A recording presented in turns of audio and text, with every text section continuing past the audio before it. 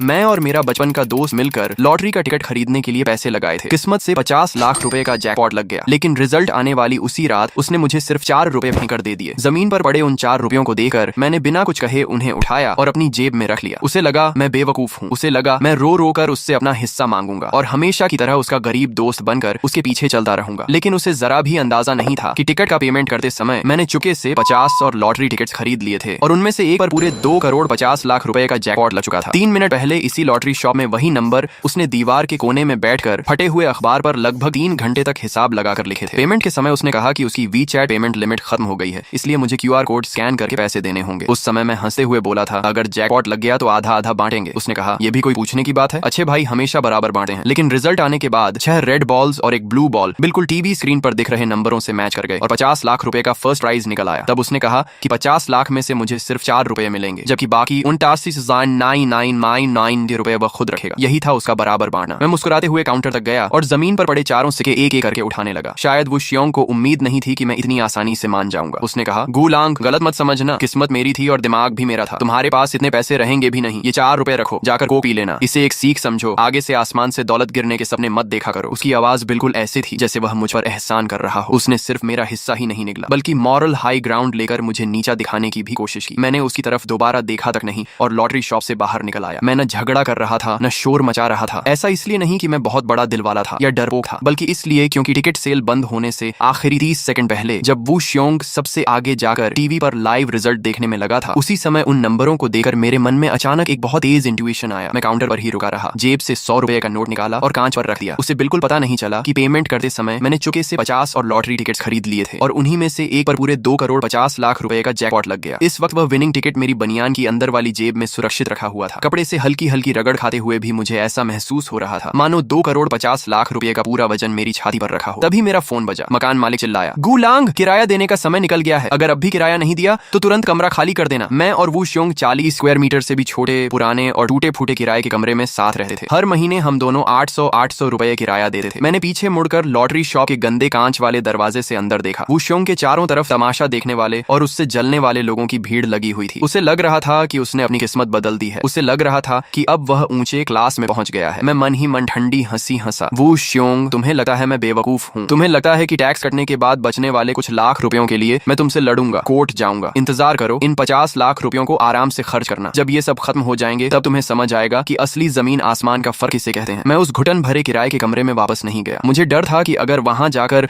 वो शियोंग का घमंड से भरा चेहरा देख लिया तो मैं अपनी हंसी नहीं रो पाऊंगा। इसलिए मैंने एक सस्ते होटल में 100 रुपये वाला स्टैंडर्ड रूम लिया। रात को थोड़ा सख्त बिस्तर पर लेटकर मैं छत को घूरता रहा। जेब में रखे हुए लॉटरी टिकट्स ऐसे महसूस हो रहे थे जैसे लाल गर्म लोहे का टुकड़ा मेरी छाती को जला रहा हो। मुझे बिल्कुल भी नींद नहीं आ रही थी। टैक्स भरने के बाद मेरे हाथ में कितने पैसे आएंगे ये देखने की मुझे बिल्कुल जरूरत नहीं थी, क्योंकि ये हिसाब मुझे पहले से ही याद था। 20% लॉटरी इनकम टैक्स करने के बाद 2 करोड़ 50 लाख में से 50 लाख टैक्स चला जाएगा और मेरे हाथ में पूरे 2 करोड़ रुपए आएंगे। एक आम इंसान अगर पूरी जिंदगी नौकरी करता रहे तब भी शायद इतनी दौलत कभी न कमा पाए। मैंने तुरंत टैक्सी ली और सीधा हाई स्पीड रेलवे स्टेशन की तरफ निकल पड़ा। क्योंकि प्राइस की रकम सिटी लॉटरी सेंटर की पेमेंट लिमिट से ज्यादा थी, इसलिए मुझे प्रोविंस लॉटरी सेंटर जाकर ही प्राइस क्लेम करना था। पूरे रास्ते मेरा फोन लगातार वाइब्रेट करता रहा। सारे मैसेजेस वो शियोंग के वीचैट पर थे। इतना छोटा दिल मत रख यार, कभी फुर्सत मिली तो तुझे खाना भी खिला दूंगा। और हाँ, वो टूटा फूटा किराए का कमरा अब छोड़ देना, उसमें पड़ा सारा कबाड़ भी फेंक देना। अब मैं अमीर आदमी हूँ, उस कुत्ते के बिल जैसे कमरे में वापस नहीं रहने वाला। उसके हर शब्द में रातों रात अमीर बनने का घमंड भरा हुआ था। ऐसा लग रहा था जैसे उसे हर हाल में मुझे नीचा दिखाना था। मैंने एक भी मैसेज का रिप्लाई नहीं किया और सीधे चैट को म्यूट कर दिया। 2 घंटे बाद मैं प्रोविंस लॉटरी सेंटर की बड़ी सी बिल्डिंग के सामने खड़ा था। मुझे बड़े सम्मान के साथ एक शानदार मीटिंग रूम में ले जाया गया। वहाँ गोल्ड फ्रेम वाला चश्मा पहने एक डायरेक्टर बैठे थे। उनका विनम्र व्यवहार देखकर मुझे थोड़ा अजीब लगा। उन्होंने मुस्कुराकर कहा, मिस्टर हु, कृपया अपना विनिंग टिकट और आइडेंटिटी प्रूफ दिखाइए। मैंने अपनी अंदर वाली जेब से बहुत सावधानी से लॉटरी टिकट निकाला और उन्हें दे दिया। उन्होंने दोनों हाथों से टिकट लिया, उसे वेरिफिकेशन मशीन पर स्कैन किया। मशीन से एक साफ बीप की आवाज आई और स्क्रीन पर लंबी सी नंबर लिस्ट दिखाई देने लगी। डायरेक्टर ने हैरानी से मेरी तरफ देखा और कहा, मिस्टर हु, आपके कुल 50 टिकट्स विनिंग हैं। Total prize amount 2 crore 50 lakh रुपए है। टैक्स कटने के बाद आपको पूरे 2 करोड़ रुपए मिलेंगे। क्या हम आगे की प्रोसेस शुरू करें? मेरी शांत प्रतिक्रिया देकर डायरेक्टर और भी ज्यादा हैरान हो गए। उन्होंने शायद ऐसे कई विनर्स देखे होंगे जो करोड़ों जीतकर रो पड़े हों या खुशी से बेहोश हो गए हों, लेकिन उन्होंने शायद पहली बार ऐसा नौजवान देखा था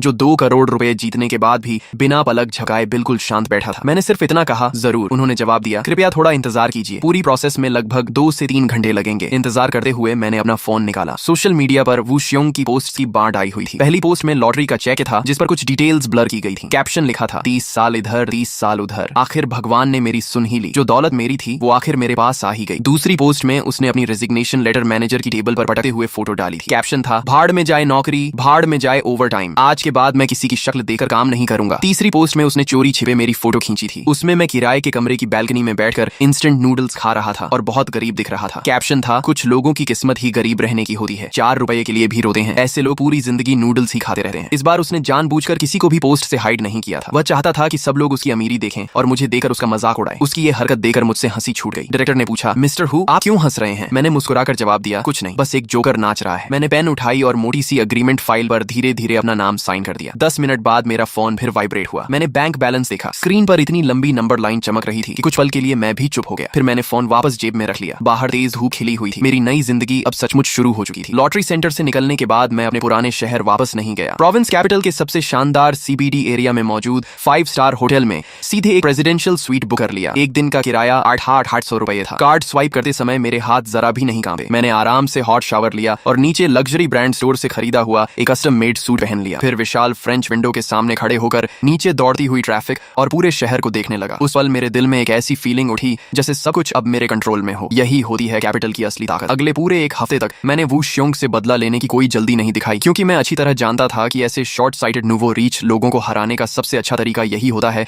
कि पहले उन्हें खुद अपने घमंड में पूरी तरह भूलने दो, और जब उनका घमंड आसमान छूने लगे तब एक ही लात मारकर उन्हें गहरी खाई में गिरा दो। मैंने हेड हंटिंग कंपनी के जरिए हाई सैलरी पर रिक्रूटमेंट शुरू कर दी। मेरा प्रेसिडेंशियल स्वीट कुछ ही दिनों में टेम्पोरेरी इंटरव्यू ऑफिस बन गया। मैं अपने लिए एक टॉप लेवल बिजनेस टीम तैयार कर रहा था ताकि आगे की पूरी रिवेंज प्लान के लिए मजबूत फाउंडेशन बन सके। दूसरी तरफ इस पूरे हफ्ते वू श्योंग की फिजूल खर्ची एक पल के लिए भी नहीं रुकी, जैसे वह अपनी पूरी जिंदगी की गरीबी और तकलीफ एक ही हफ्ते में निकाल देना चाहता हो। हर दिन वह मुझे अपनी अमीरी दिखाने वाले मैसेजेस भेजता रहता था। मंगलवार को उसने नई कार के स्टीयरिंग व्हील की फोटो भेजी, बीच में पोर्शे का गोल्डन लोगो चमक रहा था। कैप्शन लिखा था देखा हूं लांग, पूरे 1 करोड़ 80 लाख कैश देकर पोर्शे पैनामेरा खरीदी है। असली लेदर सीट की स्मेल कैसी होती है ये तू शायद जिंदगी भर नहीं सूंघ पाएगा। अब सोचता हूँ उस दिन तुझे कुछ 100 रुपए और दे देता। गुरुवार को उसने अपनी रिस्ट की क्लोजअप फोटो भेजी, हाथ में रोलेक्स सबमरीनर हल्क थी और उसके साथ लाल नेल पॉलिश लगाए एक लड़की का हाथ उसकी बाह में था। कैप्शन था 18 लाख की रोलेक्स है और ये छोटी सी इंटरनेट सेलिब्रिटी पहले मेरी तरफ देखती भी नहीं थी, अब हर दिन मेरे पीछे घूमती है और मुझे ब्रदर श्योंग बुलाती है। पैसा सच में कमाल की चीज है, लेकिन अमीर बनने की किस्मत हर किसी को नहीं मिलती। उसके ये घटिया शो ऑफ वाले मैसेजेस देकर मुझे अब बोरियत होने लगी थी। टैक्स कटने के बाद उसके पास लगभग 40 लाख रुपए बचे थे। उनमें से 18 लाख की वॉच, 18 लाख की कार और बाकी की फजूल खर्ची। सिर्फ कुछ दिनों में ही उसकी आधी पूंजी खत्म हो चुकी थी। उसे लग रहा था कि वह अब हाई क्लास में पहुंच गया है, जबकि असली अमीर लोगों की नजर में वह सिर्फ एक ऐसा नूवो रिच था जिसके पास न एक्सपीरियंस था न विजन, और ऐसे लोग सबसे आसान शिकार होते हैं। तभी मेरा असिस्टेंट अंदर आया और बोला मिस्टर हु ये कमर्शियल एक्विजिशन प्लान देख लीजिए। आपकी इंस्ट्रक्शन के मुताबिक हमने शहर के ईस्ट साइड वाली सबसे फेमस कमर्शियल स्ट्रीट का पूरा सर्वे कर लिया है। डेवलपर की फंडिंग चेन टूट चुकी है और वह प्रोजेक्ट जल्दी बेचना चाहता है। अगर हम पूरा प्रोजेक्ट खरीदें तो लगभग 8 करोड़ रुपए लगेंगे। मैंने फाइल खोली और शॉप फोटोज देखने लगा। वही हमारे पूरे शहर का सबसे बिजी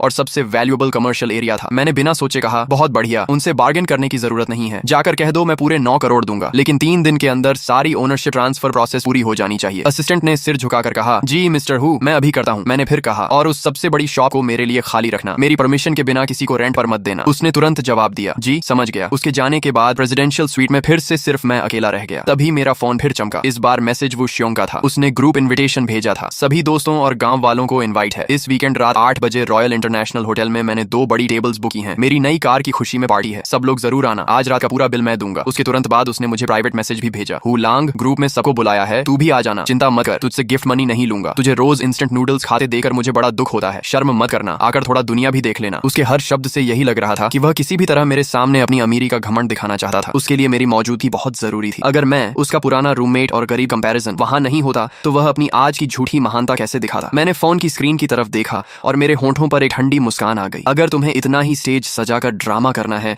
तो ठीक है, मैं भी आ जाता हूँ और साथ ही तुम्हें दिखा दूंगा कि असली दुनिया कैसी होती है। वीकेंड की रात ठीक 8 बजे मैंने एम्परर हॉल के प्राइवेट रूम का भारी दरवाजा धक्का देकर खोला। विशाल क्रिस्टल शैंडलियर के नीचे 20 लोगों के बैठने लायक एक बड़ी राउंड टेबल लगी हुई थी। वहां हमारे गांव के वही लोग बैठे थे जो पहले फैक्ट्री और कंस्ट्रक्शन साइट पर मजदूरी किया करते थे। वू श्योंग सबसे बीच वाली मेन सीट यानी बिल्कुल सी पोजीशन पर बैठा था। उसके साथ एक ज्यादा मेकअप किए हुए औरत चिपकर बैठी थी, वही गोल्ड डिगर लड़की लियू रुएन जिसकी फोटोज वह सोशल मीडिया पर डाल रहा था। मुझे देखते ही वू श्योंग जोर से हंसा और बोला अरे वाह, जिसका नाम लो वही हाजिर। देखो भाई लोग, ये है हमारा महान हु लांग, सिर्फ 4 रुपए लगाकर मुझसे 25 लाख रुपए मांगने वाला मेरा सबसे अच्छा दोस्त। अरे हु लांग, ये सूट कहाँ से रेंट पर लिया, बड़ा फिट बैठ रहा रहा है, एक दिन का 200 रुपए तो लगा ही होगा। उसकी बात खत्म होते ही पूरा प्राइवेट रूम ढाकों से गूंज उठा। वहां बैठे ज्यादातर लोग भी कभी गरीब थे, लेकिन अब वो श्योंग की अचानक आई दौलत देकर बिना सोचे समझे उसी के पक्ष में खड़े हो गए थे। कोई बोला, यार उस दिन सच में तूने गलत किया था, नंबर तो ब्रदर श्योंग ने निकाले थे, फिर तू किस बात का हिस्सा मांग रहा था? दूसरा हंसकर बोला, बिल्कुल, आज ब्रदर श्योंग सिर्फ एक टेबल पर ही दसियों हजार रुपए खर्च कर रहा है, जल्दी जा उसे एक ड्रिंक पिला और माफी मांग। मैंने शांत आवाज में कहा, ड्रिंक रहने दो, मैं आज सिर्फ खाना खाने आया हूँ। मेरी बात सुनते ही वू श्योंग का चेहरा उतर गया। उसे मेरी बिना डरे बिना झुके बात करने की आदत बिल्कुल पसंद नहीं आई। उसने ठंडी हंसी के साथ कहा, अच्छा अभी भी तेरे अंदर ईगो बचा हुआ है। फिर उसने वेटर को आवाज लगाई, सबसे महंगे डिशेस लाओ, Australian lobster, king crab, shark fin, abalone, जो सबसे एक्सपेंसिव है सब टेबल पर होना चाहिए। आज हमारे गरीब दोस्त की आंखें खोल देते हैं। कुछ ही देर में पूरा टेबल महंगे खाने से भर गया। वू श्योंग पूरे समय अपनी पोर्श खरीदने की कहानी बढ़ा चढ़ाकर सुनाता रहा। फिर बताने लगा कि पिछली रात उसने नाइट क्लब में एक ही रात में 30,000 रुपए उड़ा दिए। उसकी बातें सुनकर गांव वालों की आंखों में लालच साफ दिखाई देने लगा। सब लोग बारी बारी से ग्लास उठाकर उसके पास जाते, उसे टोस्ट करते और बड़े प्यार से ब्रदर श्योंग कहकर बुलाते। 3 राउंड ड्रिंक्स होने के बाद उसका घमंड पूरी तरह आसमान पर पहुंच चुका था। उसने लियू रुयेन की कमर में हाथ डाला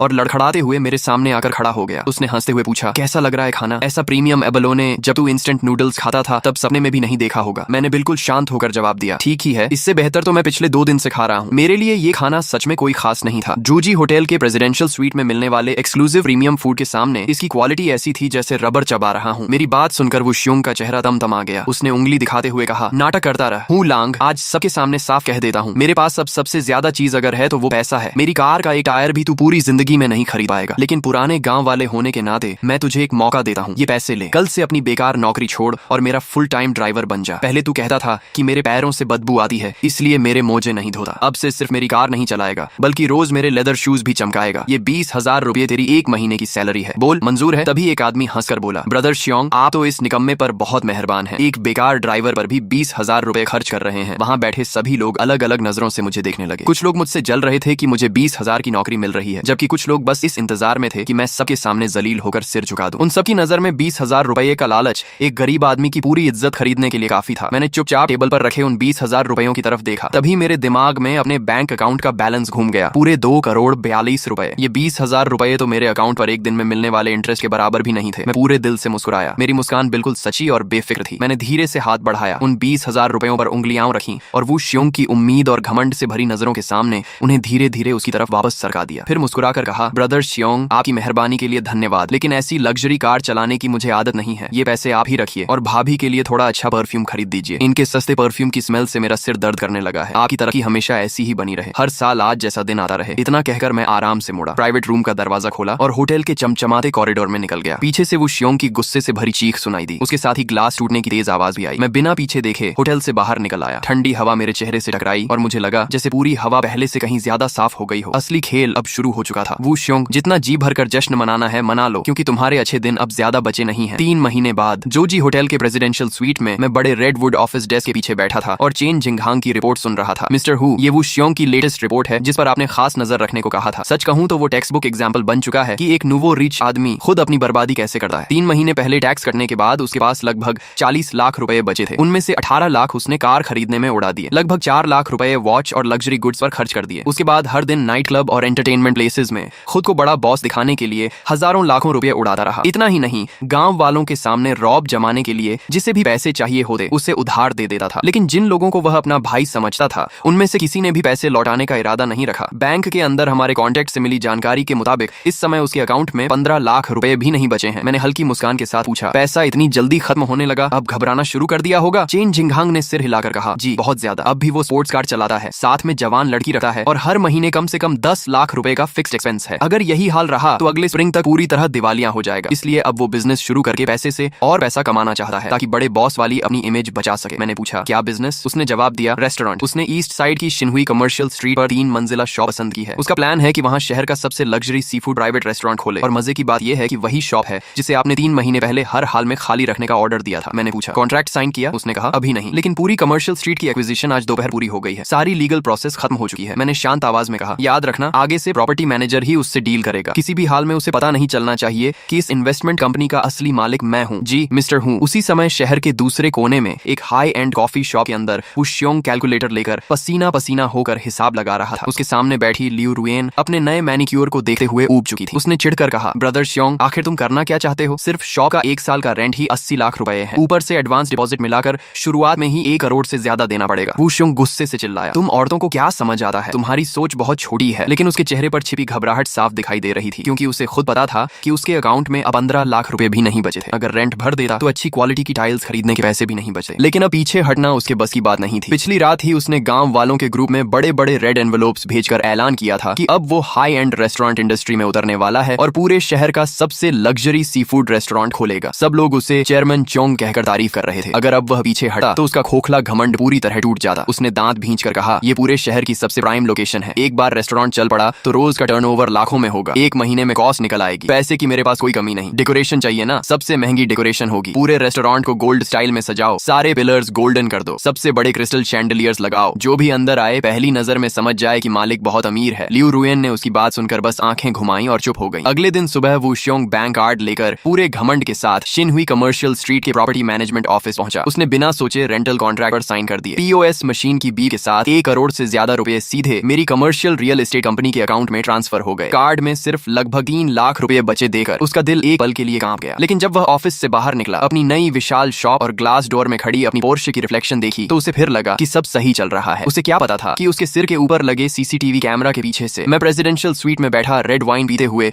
उसकी हर हरकत लाइव देख रहा था। मैं उसकी उस बेवकूफी पर अंदर ही अंदर मुस्कुरा रहा था जिसमें वह खुद अपने हाथों से अपनी कब्र खोद रहा था। वू श्योंग बेहद दिखावेबाज और घटिया टेस्ट वाला इंसान था। उसके रेस्टोरेंट जंगसियांग सी फूड पवेलियन का डेकोरेशन बड़े धूमधाम से शुरू हुआ। राजा महाराजाओं जैसी लग्जरी दिखाने के चक्कर में उसने दीवारों पर सस्ते गोल्डन रिफ्लेक्टिव पैनल्स लगवा दिए। इंटरनेट से दर्जनों बड़े लेकिन चीप प्लास्टिक क्रिस्टल शैंडलियर्स मंगवा ली। पूरा ग्राउंड फ्लोर किसी लग्जरी रेस्टोरेंट की जगह 80 के दशक के किसी घटिया बाथ सेंटर जैसा लगने लगा। लेकिन बिना सोच समझकर पैसा फेंकने का नतीजा जल्दी सामने आ गया। उसके पास बचे 3 लाख रुपए महंगे बिल्डिंग मटेरियल्स, लेबर कॉस्ट और बाकी खर्चों के सामने कुछ ही दिनों में खत्म हो गए। कॉन्ट्रैक्टर को पेमेंट नहीं मिली तो उसने काम रोक दिया और साइट का मेन गेट बंद कर दिया। अब वो श्योंग सचमुच घबरा गया। ओपनिंग में सिर्फ आधा महीना बचा था और उसके पास शेफ रखने, फर्नीचर खरीदने या सी फूड स्टॉक करने तक के पैसे नहीं थे। उसने उन गांव वालों को फोन किए जिन्हें वह अपना भाई कहता था, लेकिन किसी ने कहा घर बन रहा है, किसी ने कहा पत्नी पैसे नहीं देने दे रही, किसी ने 1 रुपया तक उधार नहीं दिया। तभी उसे पहली बार समझ आया कि लोग उसके नहीं उसके पैसों के दोस्त थे। जब वो श्योंग पूरी तरह बेबस होकर लोन शार्क से पैसा लेने की सोचने लगा, तभी लियू रुएन ने मुस्कुराकर कहा, ब्रदर श्योंग, तुम भी कितने बेवकूफ हो। तुम्हारे पास फिक्स्ड एसेट है ना, ये पोर्शे तुमने कैश में खरीदी थी, इसे बैंक में मॉर्गेज रखकर लोन ले लो, बैंक का इंटरेस्ट भी कम होगा, तुम्हारी प्रॉपर्टी देकर 3 से 5 करोड़ रुपए का लोन आराम से मिल जाएगा। लियू रुएन ने मुस्कुराकर कहा, रेस्टोरेंट खुलने के बाद बिजनेस जबरदस्त चलेगा, सिर्फ 1-2 महीने में लोन उतर जाएगा, इसे कहते हैं